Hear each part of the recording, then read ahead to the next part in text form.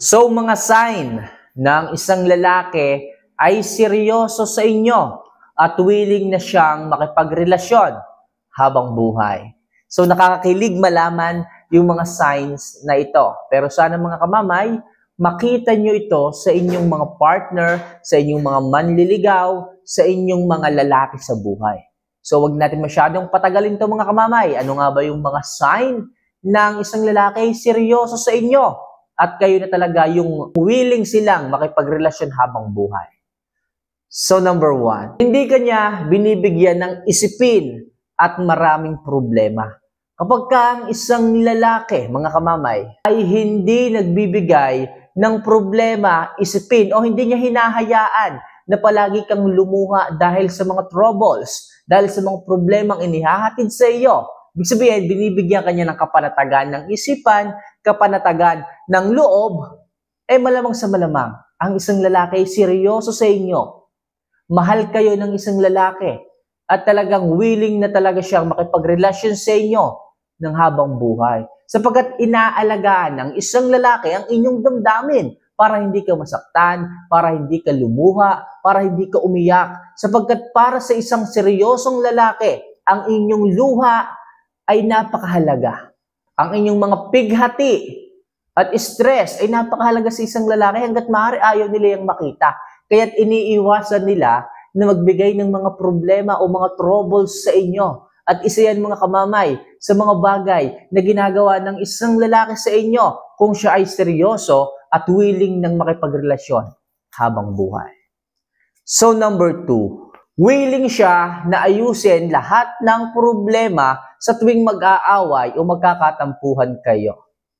Napakabihira nito sa mga kalalakihan. Kapag ka sa kanila nagmumula yung kagustuhang maayos lahat ng problema ninyo, lahat ng hindi pagkakaunawaan ninyo, malamang sa malamang, kinukongrats na kita, nasa tamang lalaki ka. Ayaw kasi niya na mayroong samaan ng loob. Ayaw kasi niya na nagagalit ka sa kanya. At ayaw kasi niya na kung ano ang isipin mo sa kanya.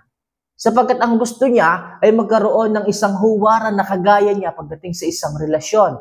Kaya ang isang lalaki ay gustong-gusto niyang ayusin lahat ng gusot pagdating sa inyong relasyon. Hindi yan makakatulog mga kamamay nang hindi kayo okay na dalawa. At bibihira na yan sa mga kalalakihan ngayon sapagkat karamihan ng kalalakihan ngayon, puro sakit sa ulo ang inihahatid, puro sakit sa damdamin. Okay? Ang ginagawa. Kaya mga kamamay, kung kayong man sa ngayon ay merong karelasyon, merong kayong partner na talagang willing ayusin ang lahat ng problema, kung kinukongrats na kita, nasa tamang tao ka, magiging masaya kayo kapag kaganyan. Willing na talaga siyang makipagrelasyon sa inyo habang buhay. So next, palagi at hindi niya nakakalimutan na maglaan ng oras sa iyo. Tandaan niyo mga kamamaya, ang oras ay napakahalaga pagdating sa inyong relasyon. At kapag wala ang oras sa inyong relasyon, maaaring marami ang pupwedeng mangyari. Pupwede kang palitan, pupwede kang ipagpalit. Tandaan niyo mga kamamaya, kapag kayo ay lumayo sa isang tao, kapag kayo ay nagkahiwalay ng taong minamahal mo, kung sino palagi ang nakakasama niyang madalas, malaki ang tsansa na mahulog ang damdamin nito doon sa kasama niya palagi.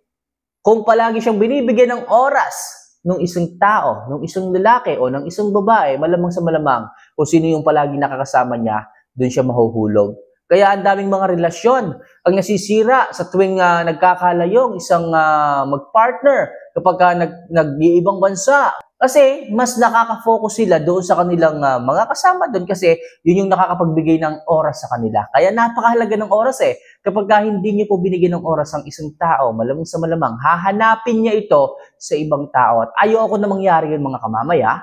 Ayoko na mangyari sa inyo yung bagay na yon. Kaya hanggat maaari, maglaan kayo ng oras. At kung kayo ay nilalaanan ng oras ng isang lalaki, quality time, gusto kanya palaging makasama, malamang sa malamang. Willing na siyang makasama ka habang buhay at talagang seryoso na yan pagdating sa inyong relasyon. So next, ayaw niya na nalulungkot ka sa mga oras o araw na magkasama kayo.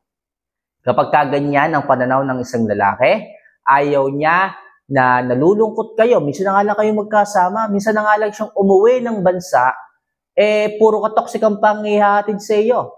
Ayaw niya nung ganon. Kapag ka ang isang lalaki ay palaging good vibes lang, lagi kang pinapangiti, lahat ng makakapagpasaya sa iyo, makakapagpangiti sa iyo, is ibinibigay niya. Yung quality time kapag ka magkasama kayo, hindi yung kapag ka magkasama kayo, kung saan nakatingin. Hindi kanya iniintindi, inuuna pa niya ang cellphone. Okay? Puro pa siya tawag sa kanyang mga tropa. Mas masaya pa siya sa kanyang kachat. Kapag kaganyan mga kamamay, malamang sa malamang. Hindi siya nakapokus sa iyo at hindi ikaw yung gusto niyang makasama habang buhay. Tandaan niyo mga kamamaya, pag magkasama kayo, mafe-feel mo naman, nakikita mo naman, mararamdaman mo naman kung talagang priority ka ng isang lalaki. Kapag ka ang isang lalaki walang hawak na cellphone, walang umaagaw ng attention mo sa kanya, o hindi niya hinahayaan na maagaw ang attention niya ng ibang bagay, malamang sa malamang, seryoso yan sa iyo. Willing siyang makipagrelasyon ng habang buhay sa iyo. Sapagkat sa iyo lang siya nakafocus. Sa iyo lang siya palaging nakikipag-usap. Di ba? At alam ko mga kamamay, feel nyo yan. Pagka kayo ay nagkasama, lumabas, gumala, feel nyo po yan mga kamamay. Malalaman nyo kaagad yan mga kamamay. Okay? And last, nagsishare na siya ng mga sikreto niya sa buhay niya. Kapag kaganyan ng isang lalaki mga kamamay, malamang sa malamang, ikaw na yung napili niyang babae na maaaring makaalam ng kanyang mga revelasyon, ng kanyang mga sikreto sa buhay. Ang mga lalaki mga kamamay, napakamalihim ng mga yan. Kung kayong mga babae malihim, mas malihim ang mga kalalakihan. Lalo na yung mga kalalakihang hindi showy, yung mga kalalakihang hindi nagpapakita, okay, ng kaswitan nila. Naku po mga kamamay, napakasikreto ng mga yan, napakamalihim ng mga yan.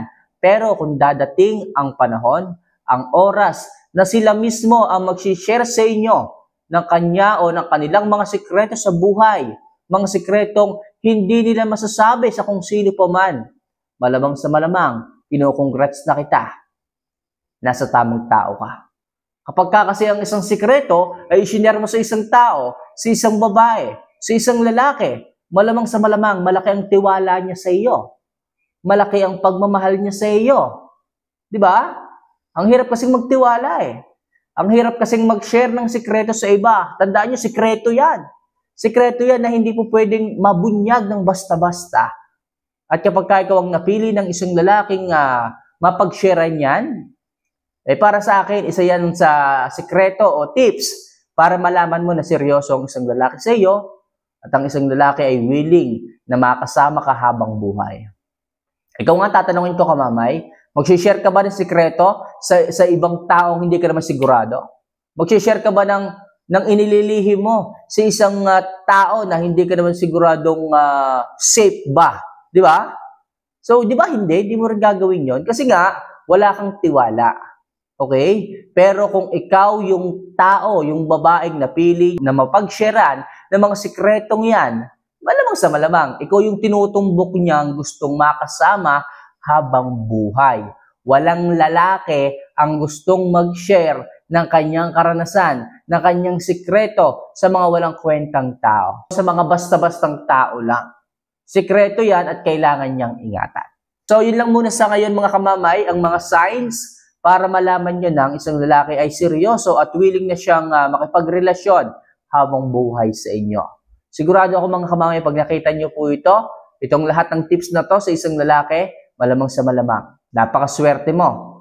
Ikaw na yung gusto niyang makasama habang buhay. So paano mga kamamay, maraming salamat sa pagtapos ng video ito. Sa mga hindi pa po nakasubscribe dyan, huwag kalimutan na pindutin ang subscribe button at i-like yung video ito for more video and love advice na maaari kong i-share sa inyo. So see you for our next vlog. Paalam.